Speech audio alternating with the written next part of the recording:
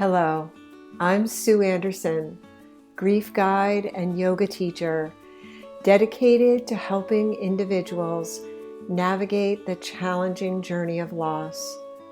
Welcome to Growth from Grief, where I aim to offer strategies to transition from the depths of grief to the path of healing. Whatever loss you are grappling with, here you'll discover support to ease both the physical and emotional burdens of grief. Together, let's embark on a journey towards strength, peace, and healing. I'm so glad you are here.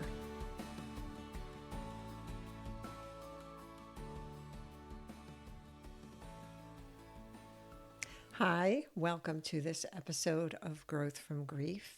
I'm your host, Sue Andersen. Thank you to my returning listeners. I appreciate that you have come back, that you've downloaded episodes. And for those of you who are new, welcome. I hope you find that the messages here, especially from my guests, are helpful to you in your grief journey.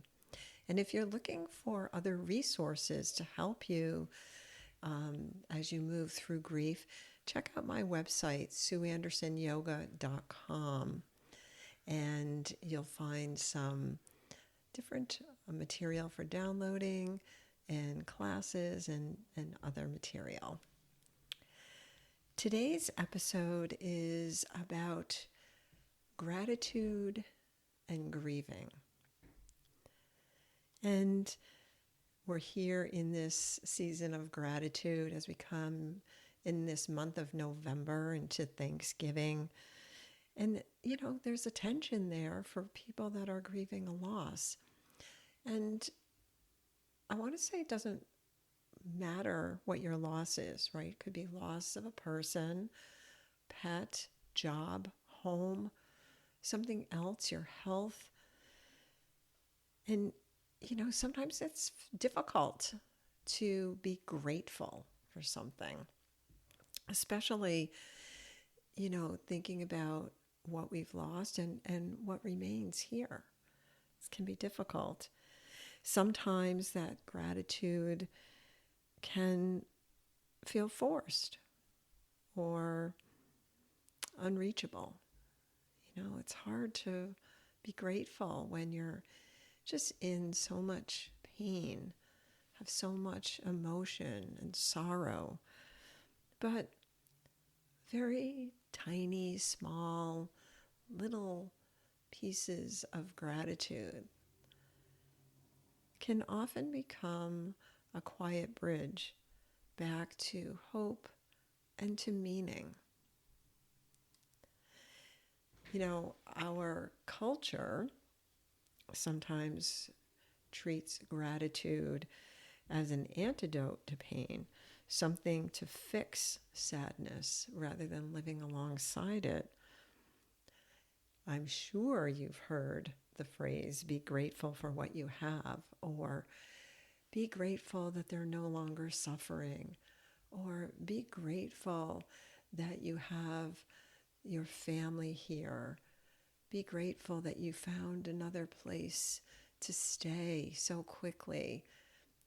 These sorts of things are certainly unhelpful, but they also invalidate grief.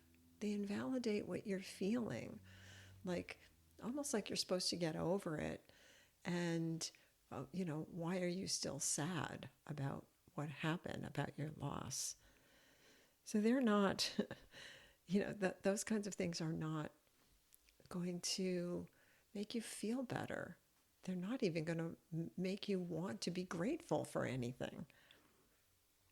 But so it's not really a demand, which is what, others might be saying to you or have said to you. It's not about denying pain, but it's really about small moments of joy, small moments of beauty, just small moments of light that can come into your heart during this time of grief. One of the things that I am so grateful for is something that happened to me early on in my grief after my son died. And I was having lunch with these two women who I didn't know very well, but we got along quite well. I was working as a volunteer for the organization that they worked for. And one day we went to lunch and they started talking about their children.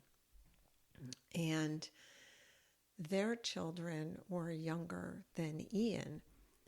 So, I would contribute to the conversation by just saying, oh, when Ian was little, he did that same thing, or, talking about Ian. And we were just laughing, and it was so natural until, sort of in my mind, I was like, what? How can I be laughing? My son isn't here, and, I can't believe that I'm having these conversations.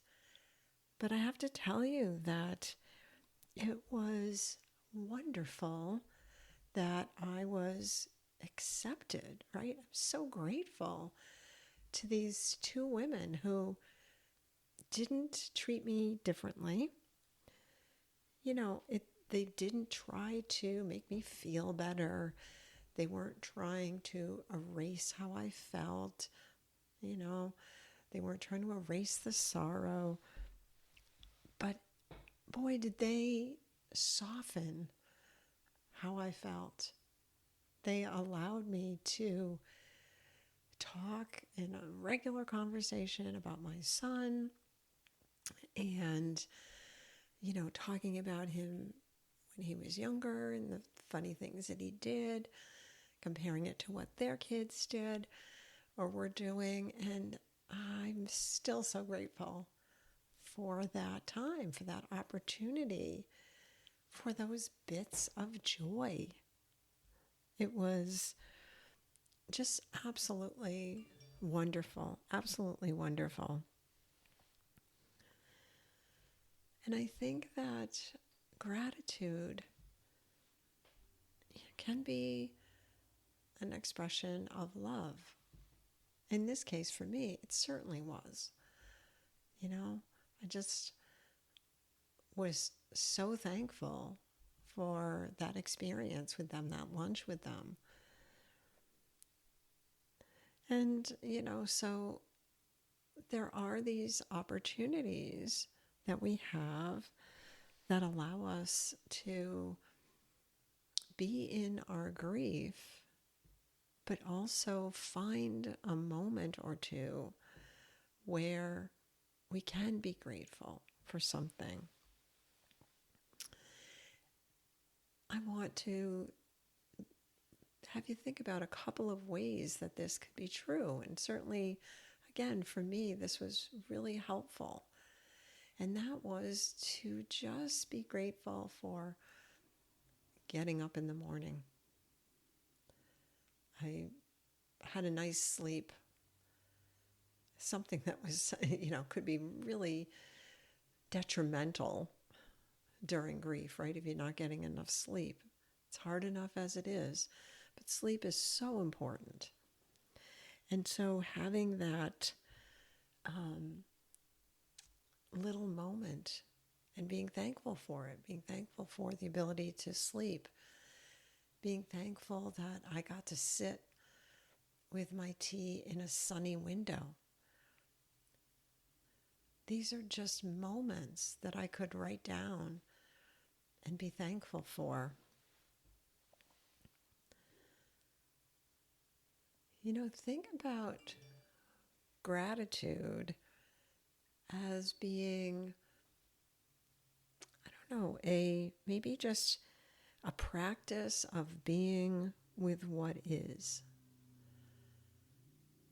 So I am thankful for whatever I'm experiencing, however small it is. And having these moments of gratitude I think just allows us also to be in the present moment. Be in the present moment. Grateful that, you had to drive somewhere and there wasn't a lot of traffic. Or grateful that someone held the door for you. It's just a moment that gets you out of your head, gets you out of those emotions of grief, just even for a tiny moment. I'd like to offer you a few different ways that you could explore gratitude. And so one way might be just sensing gratitude. Maybe it's the warmth of the sun on your skin. Maybe a comforting scent. Maybe it's being out in nature, feeling the wind, or even just a deep breath. Being grateful for having that little experience through your senses. Another way to explore gratitude might be just by writing one line, one sentence. And instead of saying, I'm grateful for, you could say, today I noticed I'm feeling a little lighter. Today, someone held the door open for me. So just little things like that, where you maybe each day just write down one or two little things that you noticed and that you are thankful for. But instead of saying, I'm grateful for, because sometimes that really feels forced, right? This way it seems a little bit more natural if you're just noticing something and you feel grateful for it. Movement, right? Yoga. Yoga is just, I think, such a wonderful way to express gratitude. The ability to be still or move, rest, bringing your hand to heart,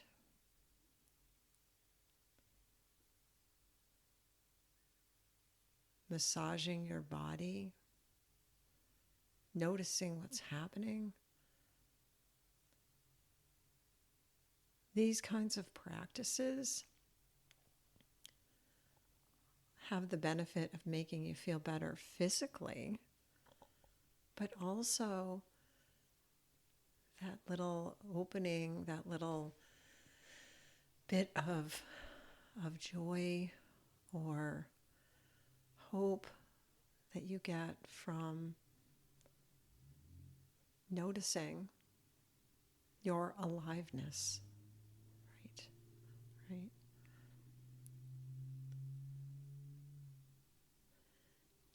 And then you can also be grateful for experiences that you had with this person that you lost, with the pet. Just remembering and honoring those experiences. And think of these as invitations, not obligations. Don't make it like every day I have to write something in my notebook. When you feel called, jot something down or just notice. A practice of noticing. And let's face it, some days you are not grateful for anything. And it feels impossible. Some days maybe you need to offer yourself a little bit of compassion. hey, I survived another day.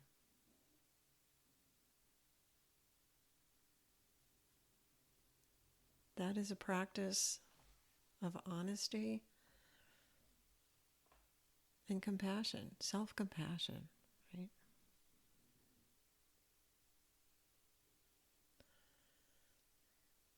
I'd just like to close this episode by reminding you to be gentle with yourself.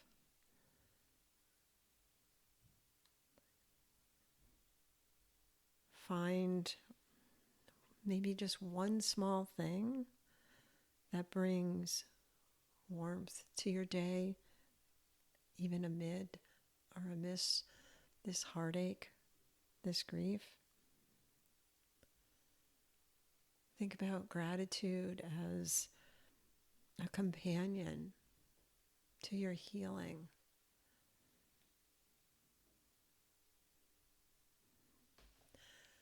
Let's bring our hands over our heart. Take a few soft breaths. As you move through this season, may you allow both your grief and your gratitude to exist without needing to choose between them.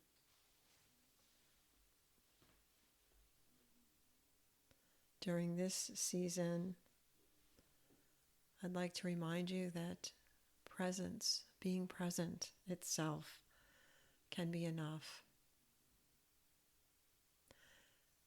Thank you for taking the time to listen, and I'll see you in the next episode.